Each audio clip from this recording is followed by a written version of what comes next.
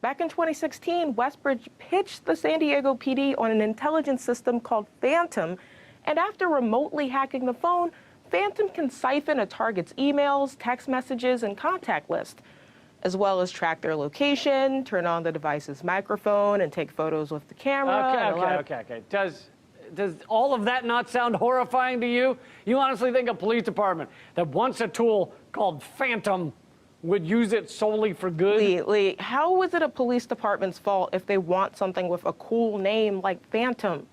Every new product needs a cool name to hook you. Okay, you just heard Lee and Natalie talk about the Phantom project that was pitched to the San Diego Police Department. This is a Bloomberg article and all this crap down here. So they said this is my last free article. So I'll put all the links in there, of course, because I always do. I always back up everything I say. If not, I will say this is a conspiracy theory. So this is, they got some issues with WhatsApp and Facebook because this particular company from Israel, Westbridge Technologies, okay, because they're spying a little too much on people. And this company came to San Diego and pitched their idea to have a total trace type of system going on in San Diego County. You know, this is what happens when the Zionists have taken over the United States. And don't be fooled, you fools out there.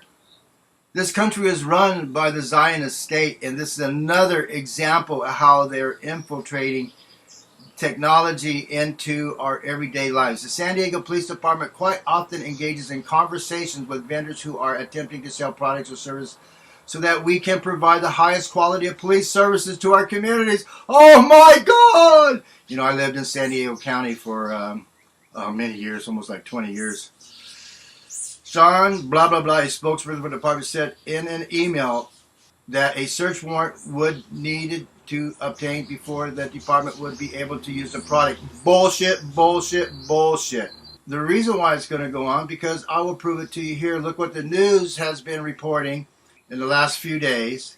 And this is the perfect example of problem, reaction, solution. The problem, abuse with blacks on the streets from the police departments all around the United States, but now they're concentrating on San Diego. Reaction, the police extending military martial law, acting like military personnel on the streets. The solution, this kind of bullshit here. The surveillance state taken up to another level.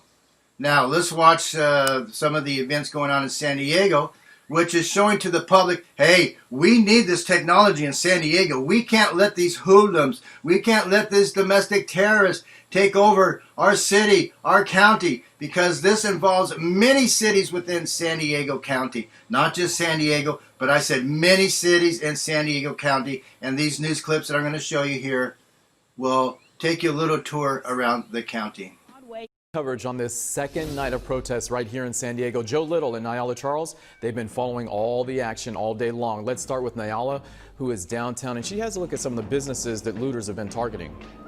That's right, Omari. I'm on 5th Street and Broadway, where police officers have formed a human barricade across Broadway. On the other side of them are their police cars that are taken for about 4 blocks here. Now, they just met with a large group of protesters face to face. That group has been traveling throughout the city on foot, pretty confrontational when it happened. So they have since made their way, but that large group met officers, and it seemed as though they were trying to get a rise out of officers.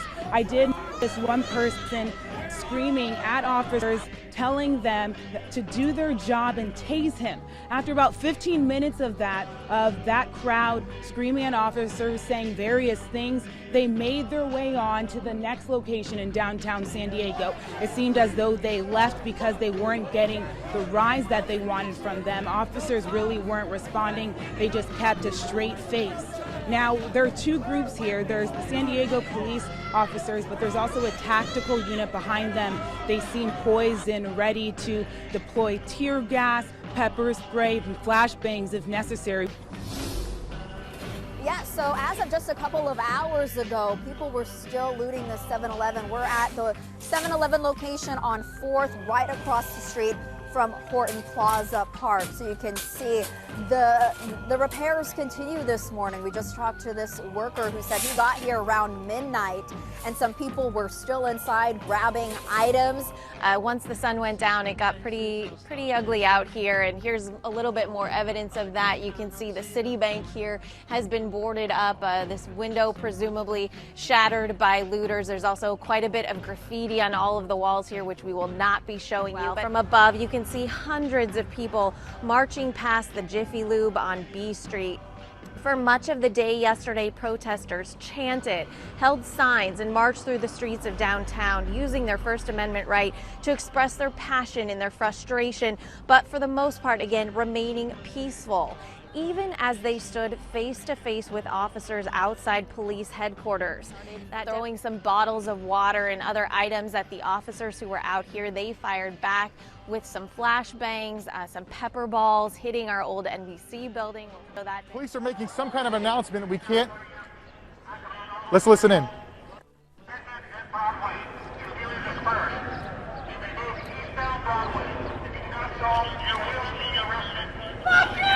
So they're just announcing. Early on, the scene began peaceful at the La Mesa Police Department. People holding signs that read, "We can't breathe." We've been here before. It's the same story, changed the name, and people are tired. We have a choice to make. Are we going to fan the flames, or are we going to do the work that's needed to quell them? By the afternoon, thousands had gathered and began moving across the city. It led to tense moments between police and protesters. You want us to follow the rules? We're going to follow the rules, but you have to follow the rules too. Absolutely. No one's above the law. Do their part. And look, you got officers out here that's acting like they're above the law. You can hear helicopters overhead, a tense police standoff behind us. I'm going to step out of the way so you can see what we're seeing right now. This has been going on for some time now. A line of police, obviously I-8 West has been completely shut down. Protesters are holding signs that say, "I can't breathe," "No justice, no peace." We do know there have been some tasers that had to be deployed. And we want justice. We want accountability from those who are supposed to be protecting us, not harming us. And after hours of taking to the streets, closing down highways, and marching for what they call change, those crowds gathered once again at the La Mesa Police Department. This time, a very different scene. A police vehicle brought in to disperse crowds was vandalized within minutes. And not soon after, protests reaching a turning point.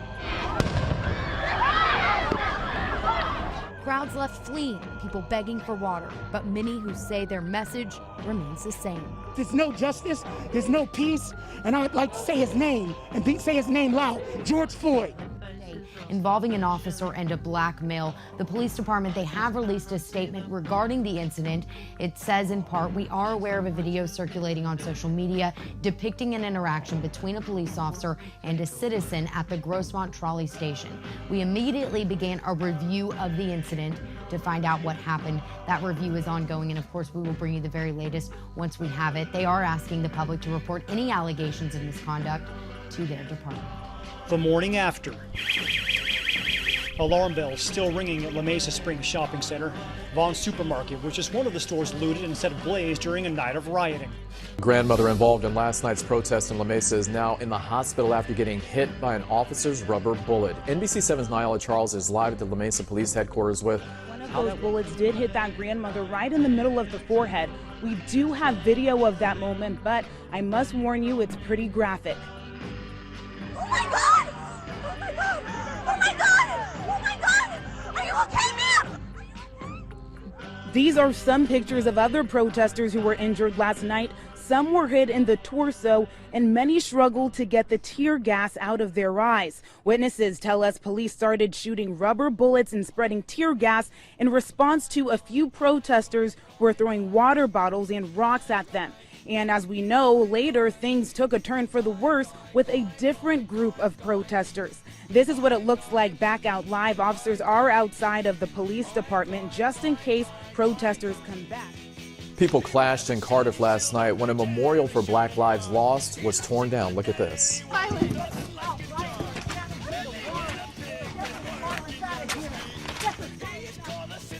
So that damage was shared on Facebook by one of the people who set up the memorial. Right now, the group is holding a candlelight vigil to continue honoring the Black lives and to rebuild the installment. The memorial is near the Carter Cook statue. You can be part of the solution, and you can be part of the problem. The only way they can pass this bill is by creating and sustaining a panic atmosphere. That atmosphere is not justified. Many of us were told in private conversations that if we voted against this bill on Monday, that the sky would fall, the market would drop 2,000 or 3,000 points the first day, another couple thousand the second day, and a few members were even told that there would be martial law in America if we voted no. That's what I call fear-mongering. Unjustified. Proven wrong. We've got a week, we've got 2 weeks to write a good bill. The only way to pass a bad bill, keep the panic pressure on.